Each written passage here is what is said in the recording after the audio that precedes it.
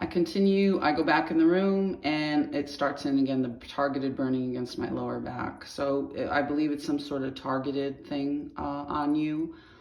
So I come back out here again and there's no problem. So obviously there's some kind of game going on because I can sit here, I can walk up and down the stairs, and I don't want to go too far because, they have been in and out of my apartment and, I don't have my purse right now and I don't need the hassle. So, yeah, so I'm down here, and, there's no burning, no problem. I need the fresh air because, the chemicals start to pour into the room.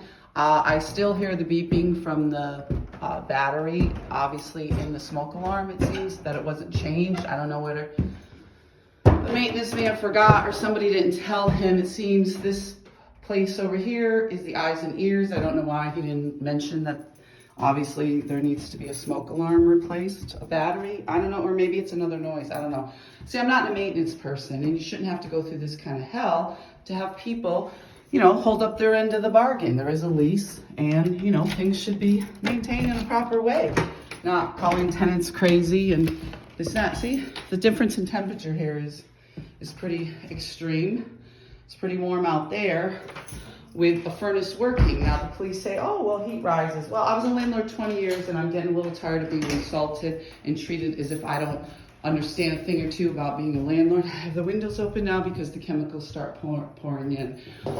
When these police come, like I said, they're often very condescending, very rude, very much, they don't follow up with previous, I've never even given testimony. I've never sat down and given my side of the story, which is why I started making these videos. I apologize. They're not that great. I wish they were nice looking and I can present this information to you in a more, a nicer looking, presentation.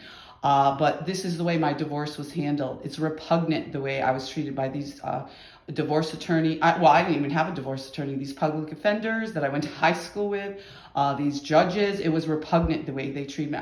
It was so abusive. I can't even tell you how horrible it was the way they treated me. I wasn't even a person.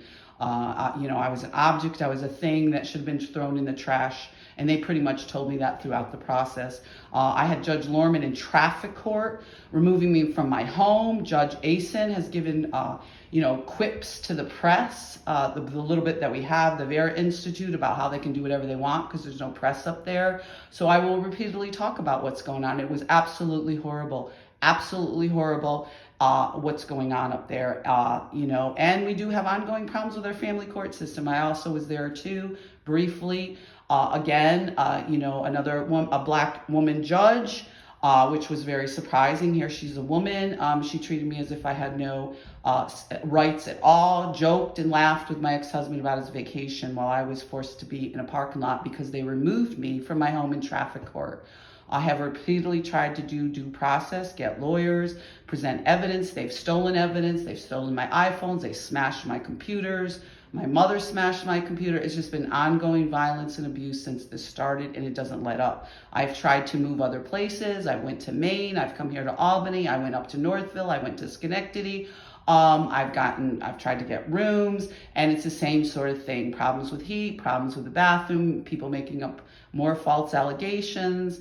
It's the same set of group, like I said, that's been going on for a long time, but I didn't really know it was connected. I didn't really know, about the gaslighting. I usually took the high road and figure my ex-husband always said, oh, you got problems. I don't know why. I get along with everybody. His family gets along with everybody. We can't understand why you don't see your mother. Seems to me, if somebody hasn't had contact with their mother in 20 years, that shouldn't be a means to deny you assets and a voice. So now right now as I'm sitting here, it burns again. I believe it's coming from, either it's pointed directly from this back room here because it'll fill with chemicals or they point something. I mean, I'm not a maintenance person. I shouldn't have to go through the whole mechanical, electrical thing of this. Seems to me you have meters, you have, theft of National Grid. And this was the same thing with social services. I was expected to crawl to social services and beg for some sort of handout when I had plenty of assets to do that. The first thing you ought to do with people is make sure they both have secure housing.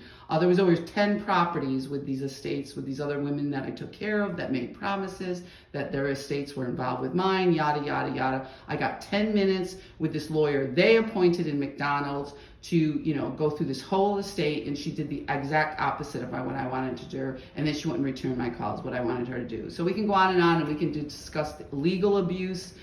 We can discuss the sexual harassment by the cop, who is now a police chief. And this continues, and they just pretty much threw away the formal complaints I made as if they didn't exist. So we need way more investigations into how these officers up here are handling what's going on with domestic violence, sexual assault, and rape. Be safe.